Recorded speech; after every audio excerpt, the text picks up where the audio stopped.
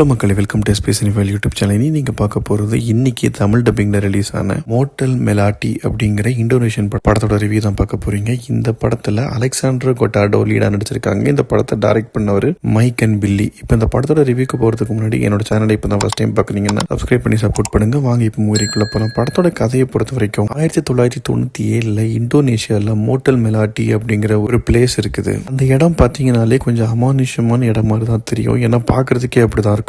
முதல்ல ஒரு கெஸ்ட் ஒருத்தங்க போறாங்க. அம்மாவை இழந்த ஒரு ஃபேமிலி அந்த ஹோட்டலுக்கு கெஸ்டா போறாங்க. அந்த ஹோட்டலோட வழக்கத்தை பொறுத்த வரைக்கும் அந்த ஹோட்டலோட ஓனர் கூட காஃபி சாப்பிட்டுட்டு தான் ஹோட்டலுக்குள்ளே போகணும். அந்த ஹோட்டலோட ஓனர் தான் மிலாட்டி, நம்ம படத்தோட ஹீரோயின். ஸோ அவங்க கிட்ட பேசும்போது அவங்க பல விஷயங்கள் ஒரு மாதிரி சர்க்காஸ்டிக்கா சொல்றாங்க. அண்ட் அந்த ஹோட்டலை கொஞ்சம் சுத்தி பார்த்தீங்கன்னாலே ரொம்ப பாசிட்டிவிட்டியே இருக்காது, ஃபுல் நெகட்டிவிட்டியா தான் இருக்கும். அந்த ஹோட்டல்ல வரவங்க யாருமே வெளியே உயிரோட போக மாட்டாங்க. அப்படி ஒரு அமானுஷ்யமான இடம் அது. இந்த ஃபேமிலிக்கு அப்புறம் ஒரு கப்பல் தங்குறாங்க. அவங்களும் இறந்துடுறாங்க. சரி, இப்போ அந்த இடத்துல என்னதான் இருக்கு அப்படின்னு பாத்தீங்கன்னா, அந்த மிலாட்டியோட அம்மா ஒரு சபிக்கப்பட்ட லேடி. அவங்கள சில பேர் கொலை பண்ணிடுறாங்க. இப்போ மோட்டலா இருக்கிற இடத்துல முன்னாடி ஒரு டாக்டர் ரிசர்ச் பண்ணிட்டு இருக்காரு. அவர் ஒரு சைக்கோத்தனமான ஒரு டாக்டர். செத்து போன பிணங்கள்லாம் வச்சு ரிசர்ச் பண்ணக்கூடிய ஒரு டாக்டர் அவரு. இதனாலேயே அந்த இடத்துல பல ஆவிகள் சுத்திட்டு இருக்கும். இப்போ இவங்க அம்மாவே ரிசர்ச் பண்ண போகும்போது அந்த பொண்ணு எங்க அம்மாவோட ரத்தம் இந்த இடத்துல பட்டா பல ஆவிகளுக்கு இன்னும் சக்தி வந்துடும், ஸோ பண்ணாத அப்படின்னு வார்ன் பண்ணுவாங்க. அதையும் மீறி அவர் பண்றாரு. அதுக்கப்புறம் என்ன நடந்தது அப்படிங்கறத இந்த படத்தோட மிச்ச கதை. இது ஒரு ஹாரர் த்ரில்லர் ஜானர். இப்போ இந்த படத்தோட பாசிட்டிவ்ஸ் அண்ட் நெகட்டிவ்ஸ் பார்க்கலாம். முதல் பாசிட்டிவா தோன்றது, இந்த படத்துல இந்த ஹீரோயின் அலெக்சாண்டரா தான் கதை சொல்ற மாதிரி இருக்கும். ரொம்ப ஒரு மெஜஸ்டிக்கான லுக், ட்ரெஸ்ஸிங், மேக்கப். ஸோ அவங்க பெர்ஃபார்மன்ஸும் சூப்பரா இருந்தது. அதே மாதிரி பிளாஷ்பேக்ல மெலாட்டி சின்ன பொண்ணா இருக்கிற மாதிரி ஒரு கேரக்டர் இருக்கும். அந்த கேரக்டர்ல நடிச்ச பொண்ணும் ரொம்பவே நல்லா நடிச்சிருந்தாங்க. அதே மாதிரி இந்த டாக்டரும் இந்த சைக்கோ கேரக்டரும் நல்லாவே பண்ணியிருந்தாரு. இந்த மாதிரி ஹாரர் சப்ஜெக்ட்டுக்கு டெக்னிக்கலா சினிமோட்டோகிராஃபி அண்ட் பிஜிஎம் இது நல்லா இருந்தா இன்னும் அந்த சீனை எலிவேட் பண்ணும். ஸோ பிஜிஎம் ஓரளவுக்கு சுமாராக தான் இருந்தது, ஆனால் சினிமோட்டோகிராஃபி நல்லாவே இருந்தது. அண்ட் இந்த படத்தோட எண்டிங்கும் நல்லா இருந்தது. அடுத்த பாட்டுக்கு ஒரு லீடு மாதிரி கொடுத்துருந்தாங்க. அந்த லீடை கொண்டு வந்த விதம்